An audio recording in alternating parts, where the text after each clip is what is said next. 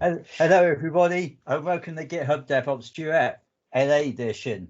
It's about how a development team and an operations team must bond together and start using GitHub for SQL deployments. So for the next 60 minutes or so, we'll be talking about GitHub and how you can use it to do your data platform deployments, from creating a work item all the way to its release. We'll be discussing both the cloud and on-premise versions of GitHub, as well as its features like source control, issues, GitHub Actions, and packages. Even though this is a GitHub session, we will also mention things about Azure DevOps as well. And at the end of this session, you will have a basic understanding of the main features of GitHub and how it can be used for your SQL Server deployments. So, to give this session some context, one of us is from the SQL development team and the other from the SQL operations team. Our manager has decided that both teams will merge into one DevOps team, so that we're all one big happy family. In reality, this should be a real gradual process. However, since this is only a 60-minute session, we've taken it upon ourselves to speed up this process. In addition, our manager has decided that the development team lead will become the Scrum Master and the operations team lead will be the product owner. Now, for those of you who don't know, a product owner is responsible for translating business needs into workable backlog items for Scrum sprints, which means they must speak to stakeholders at various levels within the business. In addition, they are ultimately responsible for prioritizing those work items, even though they may get input about those priorities from various stakeholders. And the Scrum Master's role is to empower the team to do those backlog items by encouraging how they work and removing any impediments if they appear. Hey, Sander, before we go any further, let's introduce ourselves. Yeah, shall we? So I'm Sander. I'm a SQL Server DBA from the Netherlands. I work for Data Masterminds. I am a Cloud and Data Center MVP, and I'm a major contributor to the DBA Tools project. I have about 2 decades of IT experience and over 15 years with SQL Server. So, and the last few years, I've really looked into anything with Azure DevOps processes, which is really interesting. You can find me on Twitter. I have a blog. If you have any questions after this session, feel free to send me an email. All the demos you'll see today with all the scripts will be available on my GitHub page. Just go to the presentations repository, find this session, and you will find the scripts right there. Yeah, they're free for you to use or change or redistribute, whatever you want to do with them. They're yours and they're open source anyway. And now Kevin has a slightly more complicated bio than me. So go ahead, Kevin. To be fair, I have simplified it a bit recently. Yeah. So yeah, well, my name's Kevin Chant, and I'm a lead BI and analytics architect living in the Netherlands. However, as some of you can probably tell from the accent, I'm actually originally from the southwest of the UK. However, I live in the Netherlands due to the fact my wife is Dutch. So basically, I'm an Englishman living in the Netherlands, working for a French-based company because he met a woman in Australia. Now, whenever I say this out loud, I realise why Sander thinks this is complicated. Now, I've worked in IT since Windows 95 was around, and that's probably as much as I can say about that. And I have experience in various sectors, including the banking, oil, and health insurance industries. In addition to that, I've worked with all versions of SQL Server in one form or another, as well as other database management systems. And I have various certifications, including both the old and the new style MCSE. And more recently, I became a Microsoft certified DevOps engineer expert, which is kind of relevant for this session. And in addition to that, I'm also an MCT and a Microsoft Data Platform MVP. And just like Sander, you can find me in various ways on social media as well, including Twitter, LinkedIn, etc. Cool. So we should probably discuss whether to use the cloud or on-premise versions of GitHub. For example, we have a GitHub Enterprise or GitHub One. Because if we use a cloud-based product, we have other versions to choose from. So there are some differences in there. I thought there was only the free version or enterprise to choose from. Oh, there are lots more than that. Well, since you mentioned it, you might as well list them all for everybody right now. However, since we're on Microsoft Teams at the moment, feel free, everybody, to guess how many versions there are in the chat before Sander starts listing all the different versions. I'm curious if anybody guesses it. Yeah, we've had a few close ones before. Anyway, you might as well start listing them off. Yeah. So, well, first of all, there is GitHub free for user accounts. Then there is the GitHub Pro, which comes with extra features like pull request reviews, those kind of things. And then we have GitHub free for organizations, which includes features like team discussions and other features as well. And it's good for entry-level teams. So like about 5 to 10 people, something like that. That's followed with GitHub Team, which introduces a lot more features than the free version. For example, this also includes the team pull request reviewers. And then we have GitHub Enterprise, which can be either cloud-based or self-hosted within on-premise. It has GitHub Connect for unified contributions, and you can manage billing for multiple GitHub organizations. And then finally there's GitHub One, which has all the features of Enterprise, along with additional support, insights, and some advanced security stuff as well. How can security in GitHub Enterprise get any more advanced? Yeah. Well, it allows you to do stuff like things with security features and like public repositories and like code scanning, dependency reviews in your private repositories as well. So a lot of things you can do. Okay, well, on that note, I'm just going to put a link in the chat for everybody about the various GitHub products. So anyway, on that note, Sander, personally, I'd like to use the on-premises version so we can handle the security better on-premises. For example, something like GitHub Enterprise.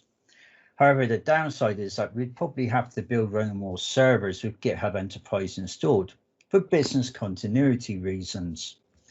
Plus, we'd then have to invest a lot of time and money straight away into the product, and we'd have to justify that to our stakeholders.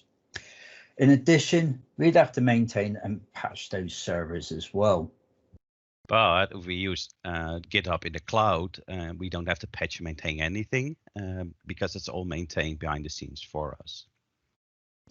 That's true. And we can still secure whichever version we use anyway.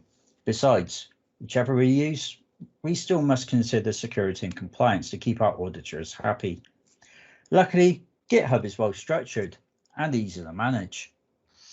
Yeah, so the main point we want you to take away from this section is that there are multiple versions of GitHub, including some very good ones, free versions of that you can start using right now. And if you want to do anything with GitHub on premises, you have to patch and maintain all those servers yourself. If you're using the cloud-based version, everything is taken care of behind the scenes for you. So let's go and look at GitHub for a bit. So I'm going to take the screen from you, and you should see the GitHub website right now. I can indeed. I can also see a familiar logo. Yeah. All right. We take care of that. So first of all, we're going to go through some settings that are on the organization level, because we're going to look at different levels of settings throughout GitHub. So on the organization level, you have basically a lot of settings that you can make for the entire organization. We're not going to go through all of them, just some of them that I think that you should really look into. So the first one you get to see is basically your profile, where you can rename or delete your organization as well, and set some information. The billing and plans is probably a good one. You want to keep track of what the costs are for your organization. Organization security, nowadays MFA or 2FA, whatever you want to call it, is almost mandatory. So enable this on your organization level. Make sure you have multi-factor authentication enabled for your entire organization. The audit log, because I always want to know what happens in my repositories. You can make some webhooks, so you can make any, you can send messages to Teams, for instance, those kind of things. Let's see, projects. So you can enable projects for your organization. By default, this is already selected, but you can enable or disable those. What do you want to do with the teams? Do you want to do team discussions? This is a pretty new feature, but team discussions is really handy if you want to do anything with collaboration with the rest of the team. Actions, which you will see later on in the session as well. We will be discussing this in detail. So do you allow actions or to take place? Packages, which we will also show you later on. Do you want to do anything with container creation? Secrets. So these are handy when you do anything with collaboration. Developer settings, so you can set other owned applications with APIs. And moderation settings, which you can do to block a user, for instance. So I can just go in and block Kevin if he starts to annoy me. So, but kind of hurt. You blocked me. So I know. Just be careful with things like application settings as well, as it's not easy to put back. So Kevin knows about this because he handled that in the past. Didn't you, Kevin? No comment. Anyway, I think this is the part where you're carrying on with a few average settings, isn't it? Yeah, so let's go back to the platform, and here are all the repositories for the organization. By the way, there is a lot of stuff we can see as well on this level. All the projects that are in the organization, well, not that one, all the teams that are in here. And if I click on one of the projects, which is basically a repository, we have a lot more that we can do right here. So if we go to the settings for this part, and I'm not going to go through all the settings, but this is a subset of what we saw on the organization level. So again, you can rename the repository right here. You can do security and analysis. So this is really handy when you have stuff like the enterprise version. You can do dependencies on other parts of your project. Code scanning, which I mentioned before. So that is really handy to use. All the branches that are in here. So with your default branch nowadays, there's some controversy with having a master branch, so they renamed it to main. So you can set the default branch to main if you want to. By default, any new project already has that set to main, by the way. Again, webhooks, which I already mentioned. This is the same as on the organization level. Deployment keys, so you can create any keys to deploy to your repository in an easy way. Environments, so you can make all kinds of environments within your project, like production, acceptance, and test. And again, there are the secrets and the moderation settings, where I can limit users to do anything in my repository. So that is kind of all the settings for the organization. You can also set stuff in your own profile as well. Just like with Azure DevOps, we can directly manage that in here right as well. So these are all my repositories, by the way. I have quite a few, by the way. So yeah, that's about it for the settings. So back to you, Kevin. Yeah, well, that's all very useful. And of course, there are other things we can configure as well if we dive even deeper into all of these settings. However, like we said, this is a 60-minute long session. Yeah. And I will also put a link in the chat for anybody who's looking to create their own organization in GitHub as well.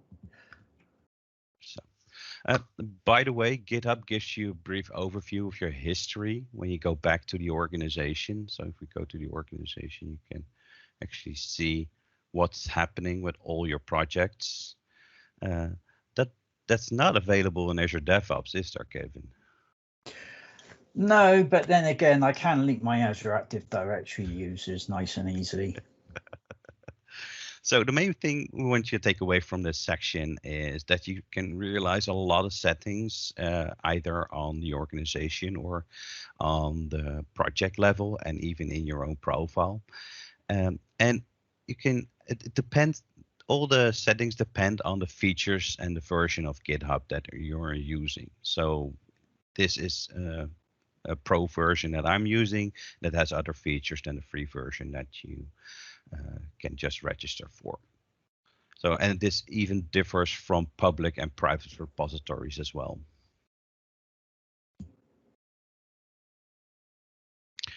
So I need to take the screen back from you. Yeah, go ahead. I will do. So over to you. So now we've covered the main admin stuff. Let's cover version control options with GitHub. You mean like source safe? No, actually something a little bit more modern, but actually there's no other version control system in Git. There's just, or GitHub, there's just Git. So, and it has become the de facto standard nowadays for version control systems. So there's nothing else there in GitHub that's for other version control systems. Yeah. So if you want to use Team Foundation version control, for example, you'll have to look at an alternative. And I hear it's supported still in Azure DevOps. Yes, it is. So, well, let me show you how that looks in GitHub. So I am going to get the screen back. So if I go in a repository, there are a lot of things that we can see. So we have the basic code, so how everything looks with your MD, readme.md. Issues, so issues aren't always issues, but it can also be features and all those kind of things. We can give labels to all our issues, make it an enhancement or a good first issue if someone did that, and you want to give them a pat on the back. Pull requests, which are features to merge branches into other branches with some ability to review those. Actions, which we will discuss later on. We will go through those in detail, but are really handy. All the projects that can be within your repository, so you can have multiple projects in there. We can have the wiki, which has a really nice logo. Again, security stuff that we can put in, like security policies, advisories, so maybe some code scanning, maybe there's something we want to check there. Dependabots, so if we have any dependencies. Insights, this is not available in every version, but if you have the pro version or the enterprise version or a public repository, this is available. And again, we have settings, but we've all gone through those already. And there is an easy way that we can search through the millions and millions of repositories that are out there. So let me see if I can find something. What shall I search for? Microsoft Docs. So maybe get the SQL Server Docs as well. So all the documents, you saw how fast that was, by the way. So I just searched through millions of them. And this is the Microsoft SQL Server Docs available. So that is strange. I'm getting this deja vu. Like I said, I'm getting this deja vu. As if we've mentioned about these repositories in GitHub before to answer a very common question. In fact, GitHub put a lot of effort in behind the scenes to make this search work as fast as possible. Rumor has it, though, that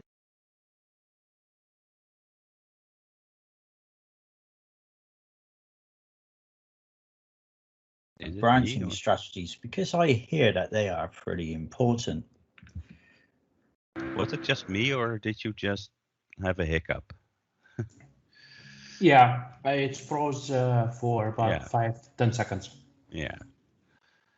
So we didn't hear you for 5 seconds, Kevin. Oh, so you didn't hear about me taking the screen and asking you about branching strategies? Yeah. So well, there's various branching strategies that we can use, like the Git flow or the GitHub flow. Well, what's the difference between those two? Because they sound pretty similar to me. Well, the major difference between the two is that with the Git flow, you don't directly merge into the main branch. There's always something like a development branch. With the GitHub workflow, there's not any development branch. There are only feature branches, and the main branch and any feature that gets successfully tested, of course, gets merged into the main branch right away. And no prizes, guessing who created that. So, and us devs have been using source control for many years. So if you do something like pair programming between dev and ops, the people can actually get used to it. Did you just say peer programming? No, pair programming. This is where literally two people work on the same code together. And in the past, you would literally sit next to each other. So you would, I know that with the whole COVID situation, that is probably going to be a little more difficult. But research has shown that it takes a little longer to do. However, you do end up with more stable code, and the people learn new coding practices better and faster. Okay, so wouldn't that mean there's a lot of overhead involved with that practice? Yeah, that is actually true. There is about a 15% overhead involved, but the overhead is largely compensated with the increased quality of code. We all know that if you find a bug further along in the development, that it costs a lot of money to revert all that back. So anything that we can prevent from getting into production, that is obviously a win. There are other methods that we can use, like code reviews as well. At the end of the day, you just have to figure out and experiment what's best, what works best for the situation. Okay, so what's to stop someone coding their own release and pushing it straight to the main branch? I'm glad you asked. So there's something called branching policies that we can use. One of which is that two people must approve the updates to the main branch. It does this by making you create what's called a pull request. So, and I'll give you one guess who came up with that name. So, well, that sounds good. I think we need to do that to be SOX compliant anyway, since we deal with financial data. So I know how to set branching policies in Azure DevOps, but how do you do it in GitHub? Well, I'll show you how we can do that. So I'm going to take the screen. So which one? I'm going to use the demo project as far as I know. And then create a new pull request. No, it's not this one. Let me get the, can I make a pull request on here? Where's the branch? Let me guess, pull request, no pull request, and I want to go to that one. So I can create a pull request and get all the changes. And if I do that and I create it, I can set the amount of reviewers that I want. So I can include you as well. So you would get an email that something needs to be reviewed. So, but we can set those as well in the branches and make any branch protection rules, but this one doesn't have. So this is one of the features that is only in a pro account. So I can show you where that is. So if I take any of my repositories that I have, let's say, let's go to my presentations, and if I go to the settings and I go to the branches, I can set a rule for my branch protection rules. Then go to the branch. You can get a pattern or just the name itself. So I can set it to main, and I can set require pull request reviewers before merging, and I can set those to 2. I can also set others. So that is needed for SOX compliancy. So you always need a 4i principle in place. What else? What else do we need to set, Kevin, to be SOX compliant? That is it, right? Yeah, you've just got to make sure basically that you have at least 2 reviewers, and you definitely certainly have a pull request raised. Yeah. So I already showed you the pull request. So if there's 2 reviewers in that, and I want to merge into main, then those there would be 2 reviewers in place. So I can set those right away. So that is branching policies. Well, that's good, and it ties in nicely with other things, doesn't it? Yeah, so what it does is Git really hooks in nicely with other tools from Microsoft as well, like Visual Studio and Azure Data Studio. So it is really handy and efficient. Yeah, and talking about Azure Data Studio, you will see it as part of a GitHub Actions demo, so I won't show you how it looks right at this moment in time. And I'm going to take the screen again from you. So we better discuss work items in GitHub, since I'm going to be using it to organize our backlog items. Well, we have a whole section dedicated to that called issues. So people add their issues, and they have to be dealt with. We can put a level of automation in them. And it's really easy to use, and people have been using this in GitHub for years. So I can show you a couple things in that. So let me show you. Well, I think for the benefit of time, you can just show everybody where it is, because you did go through the issues I noticed earlier. Yeah, so here's the issues, and you can create a new issue right here. And you can create labels, and with labels you can put any kind of automation on it. So that is how you can do it. And you can see a lot of information, milestones, pull requests that are involved with this issue as well. So if you link this issue with the # and the number, this will be referenced in the as well. So that's good. I'm guessing if you want to plan work a bit more efficiently, we're going to have to create a project. Mm-hmm. So there are projects in here, and we can create a new project. And any new project already has a couple of templates that we can use. So you can just say none, and you just want to start creating an empty project, or you can use a basic Kanban or automated Kanban, where if you have a pull request with a certain issue, it will automatically be completed. In the end, Kanban with reviews, bug triage, but you can create your own from scratch as well. Yeah. So I'm guessing if we decide to go down the route of using Agile or Scrum a bit more in depth, we could always look to integrate Azure DevOps with GitHub and use Azure boards to do the work items instead.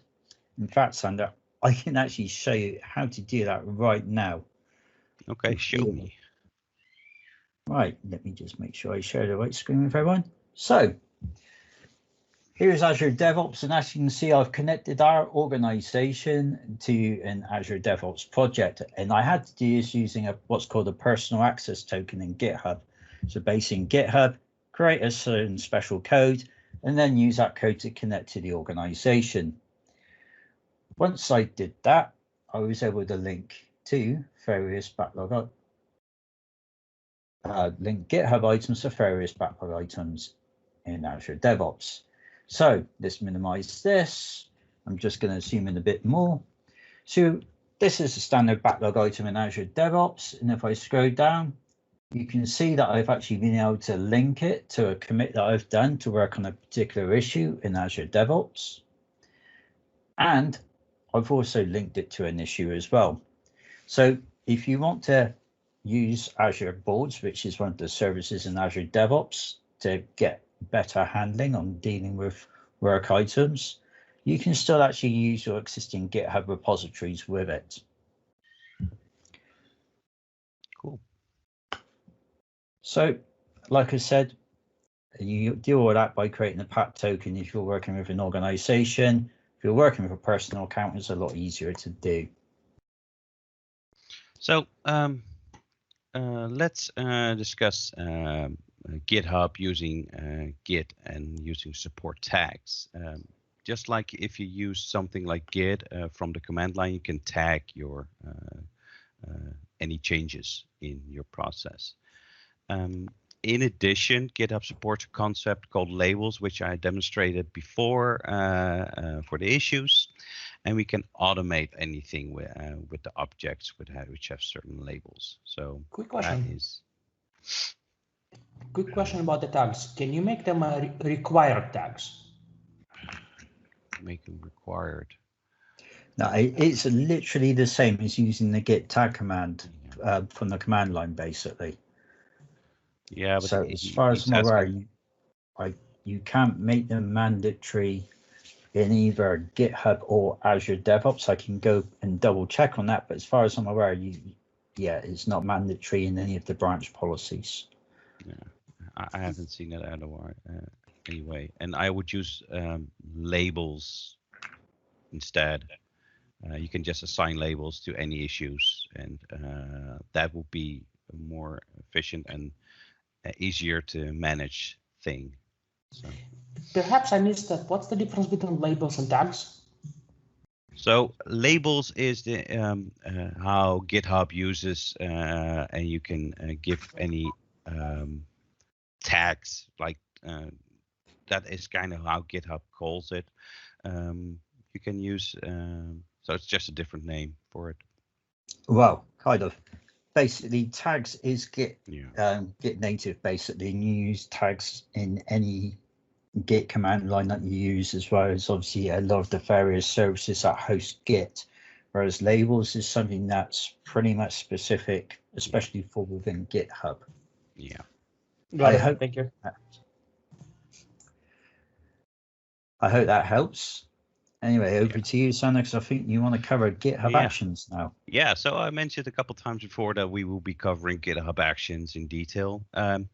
You might be surprised that GitHub did this to create its own CI/CD mechanism a while back. Those of you who know Azure DevOps, you can think of GitHub Actions as the first Azure DevOps pipelines. This is purely YAML based, and they're not. So you won't get confused what format to use. Plus the marketplace is completely dynamic. So there's nothing that we we have to install the extension stuff that we have in Azure DevOps. Well, that's great because it means that we can create YAML CI/CD pipelines in GitHub directly. So how would we use GitHub Actions to update and deploy SQL Server and related services? Well, we could look to deploy using either state-based or migration-based deployments. Well, I gotta ask, what's the main difference between those two? Oh, that is a completely different session on its own, but to cover it in short, state-based is kind of the destination of your project. So where you would check in your changes and it will be compared between the project and the target where you're actually going to deploy it. It will generate a script and all the changes will be deployed. Migration-based is more the route to your destination. So you would start at home and then you will get more and more changes along the way until you get to your destination. And you would have to apply all those scripts incrementally to get all the changes in the right order. And migration-based can be good. It depends on the situation. I've seen situations where if we had a problem, we had to redeploy all the scripts all over again, but that is in certain situations. I think in our scenario, state-based would be better for us. And it's very easy to build a pipeline for SQL Server updates, as I can demonstrate right now. So I actually made something for that. So let me go there. Not that one. Open that in code. Just trust that. It's my script. So what I did was I had to create like 30 to 40 projects for all my databases. And I had to create, actually solutions. And within each solution, I had to create multiple projects. So you can imagine that doing that for 40 databases was a lot of work. So what I did was I created a template using the PS module development PowerShell module. And I was able to create a template from the entire SSDT solution where it would replace all the names and all the unique identifiers. And the most important command for this entire script, because what it does is it downloads the latest version from my GitHub page, extracts this and installs it. But this is the most important command, is the invoke psmd template. And if I run that, and let me go to my PowerShell screen, I can create my SSDT project where it will download the file, and now I have my SSDT solution created. So I couldn't do this manually faster than that. So if I open that, we have, and it has to take a couple seconds because it's building everything. I have two projects within my solution, which is the unit testing data, which is the data model, and one for the tests, because I want to separate my data model from my tests, because sometimes I want to do a deployment with just the data model, and sometimes I want to do everything with the testing during my DevOps process. And I can just go in, if I created that, and go to my database. I can do an import. I just want the object type and say start. There we go. I'm going to click finish, and now I have my store procedures. This is just a demo database with just a couple tables and a couple store procedures. And this project is also referenced in my unit testing tests project, so I don't have to import everything twice. So it's just one source of truth. So that is how easy you can create an SSDT project from scratch. Well, that sounds good. What about unit tests? I know you mentioned that just now, and I know we can do it for other programming languages in GitHub Actions. Yeah, in exactly. So what we can do is use something called tSQLt. And tSQLt is a unit testing framework for SQL Server, where one of the benefits of tSQLt is that the developer stays in the tSQL bubble. It doesn't need to learn anything like C# or PowerShell like Pester to run any unit tests.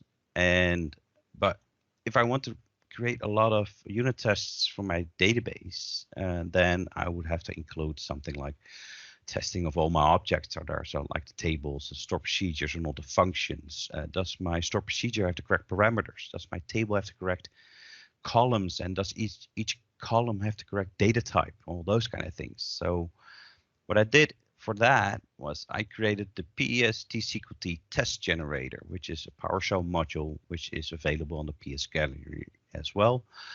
And what that does is it takes a snapshot of your database and then generates all those basic unit tests for you.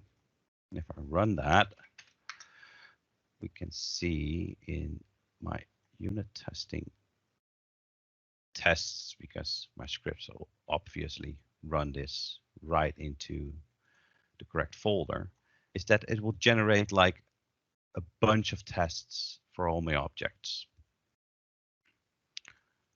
Does my store procedure exist? I think it's almost done by now.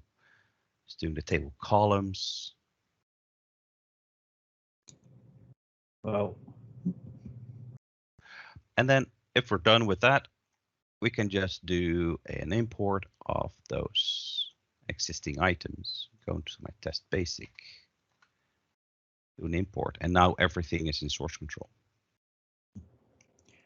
And this is just a simple unit test where to search if the object exists. So this is a handy way to get started right away with everything, with your unit testing and everything. So that is unit testing for you, Kevin. Well, that sounds good. And in fact, I remember you showing me that before. And in fact, whilst you're explaining to everybody else about the unit testing, I actually did some changes myself. Now, in order to do that, I need to go into Azure Data Studio quickly to make a slight change. So this is Azure Data Studio, and this is the extension you need to work with database projects. A nice, easy to use, easy to find name. So I am just now going to go into the projects, and this is one of the projects which Sander created earlier that you just saw on the screen. So I'm just going to do to start a synchronization. I'm just going to make a slight quick change to this file, save it. And then the good thing about Azure Data Studio, as well as being multi-platform, so you can run it on Mac OS and Linux as well. So it comes with source control. So I'm just going to commit this change to my local Git repository. And then I'm just going to use a really simple command to sync it with GitHub. And that is going to allow me to start showing you what else I did, Sander, with your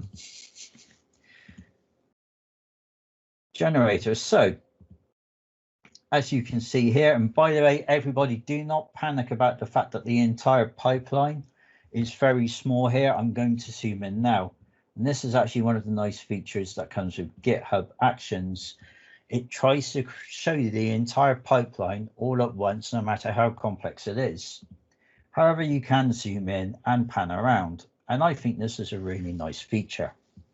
So anyway, cut a long story short, I kind of made some changes to your default generator, Sander. So I kept the built-in unit testing stages, but I removed the SQL Server 2017 unit test because I just wanted a unit test SQL 2019.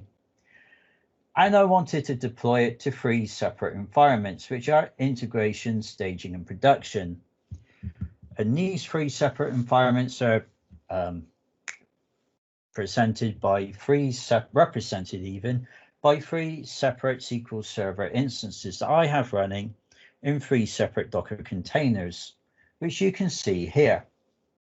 So you have your integration environment where you tend to do your integration tests. You have your staging environment where you tend to do your user acceptance tests, and your production environment where you obviously deploy the production.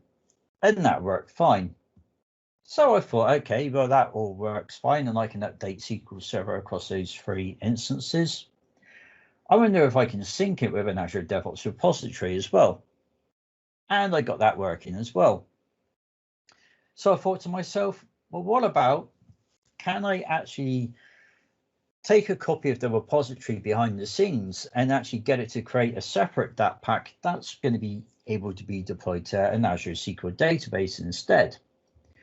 And I got that working as well, as you can see here at the bottom. And my unit test demo is going to be slow, of course. So, and how I was able to do that is behind the scenes, I used some native PowerShell to copy to the project to a secure location, rename just one line in the SQL proj file, or the database project file, if you will. And then once the rename was done, create another DAT pack, and that DAT pack would then be published to GitHub.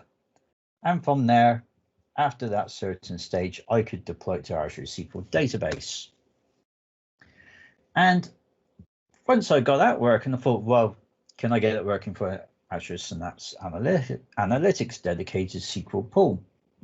And as you will see shortly in the workflow, it does indeed work. So behind the scenes, you can actually change the database schema provider line to be for an Azure SQL data warehouse, create a DAT pack based on that, and that will allow you to deploy it to a dedicated SQL pool as well. And I do apologize if I seem to be saying this a bit fast. I've realized we have 12 minutes left in this session.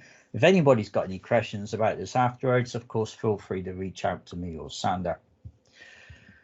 So what do you think of that, Sander?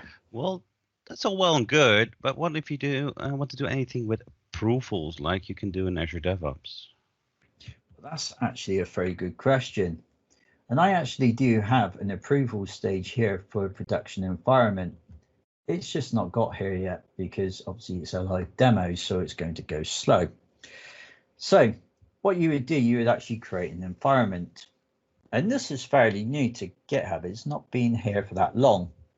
And I've created an environment here called production. So if I click on there, you can see that I've created a require reviewers section, so even me or you have to approve the deployments to production.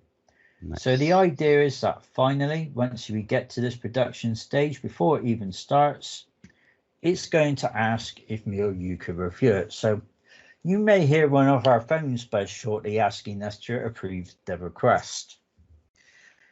Cool. So, yeah.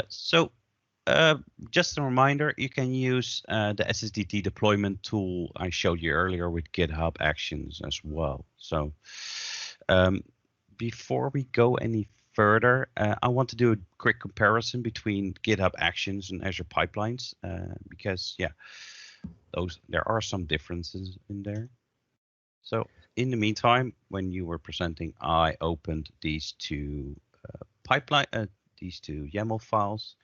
In normal circumstances, you could find these if you go to your GitHub workflows for GitHub. So your workflow YAML file would be here. And for your pipelines, it would be anything in here. If I go into a pipeline and you can do an edit, and that will be right here. And it would also be represented as a file in your scripts. It will be, if you create a new pipeline, you would see it in your repo as well.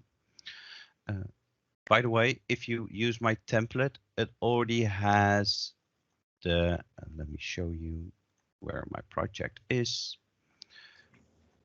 So it already has all the pipelines for you for Azure DevOps and GitHub Actions. So if you want to do either of them, it's already in there. And what I'm just going to go through a couple of them. So this is my Azure pipelines, and this is my GitHub workflow. We don't use names in Azure pipelines. You give your pipeline a name, and that is it. Variables are a bit different. So GitHub uses the env tag.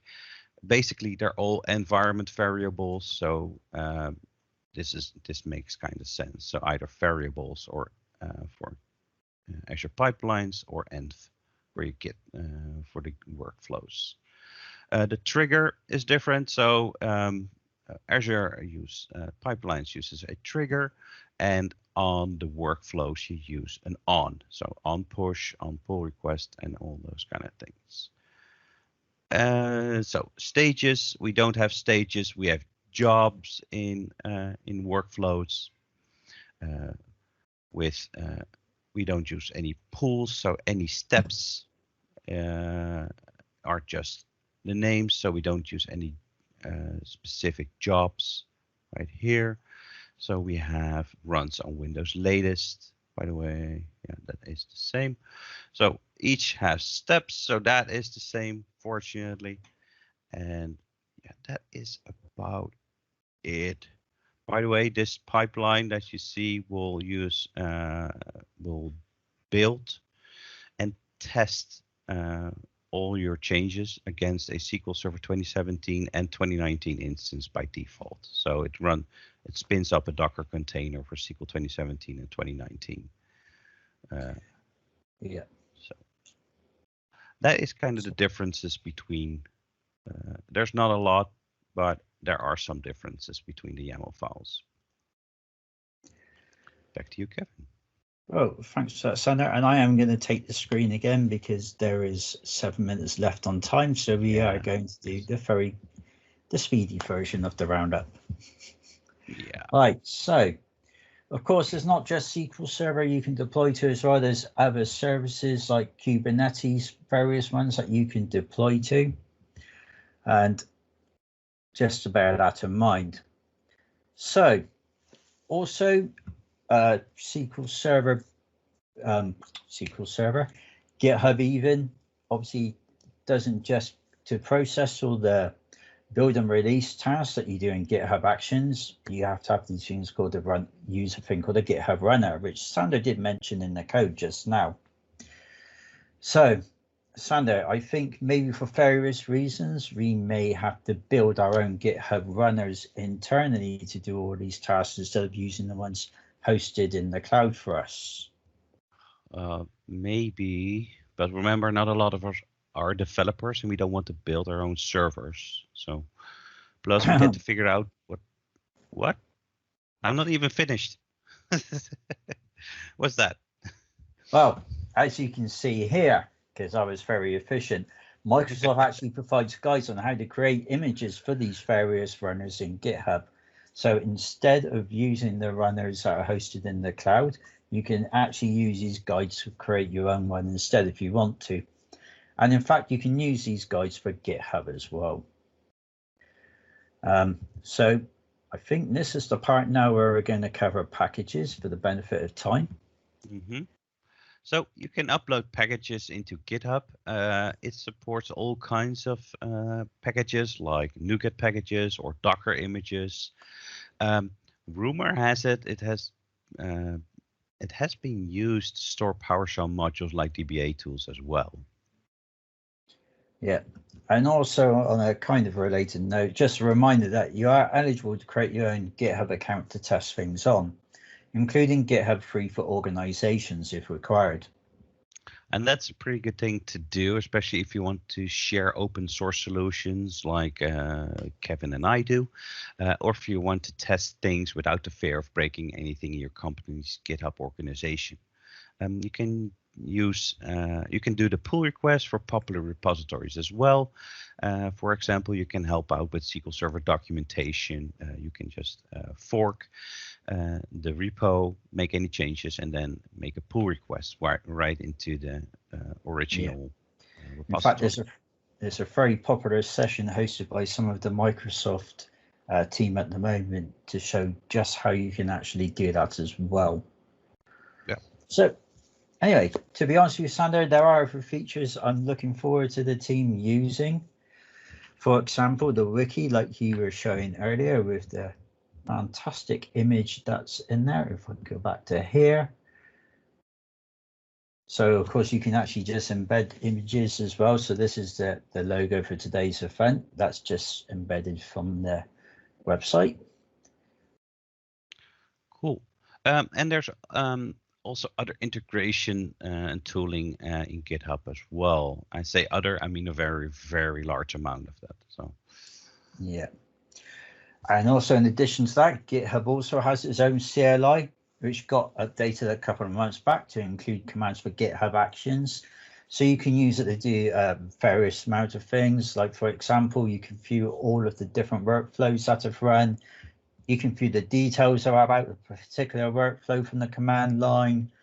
You can view the details of the individual jobs in each of the workflows, etc., etc.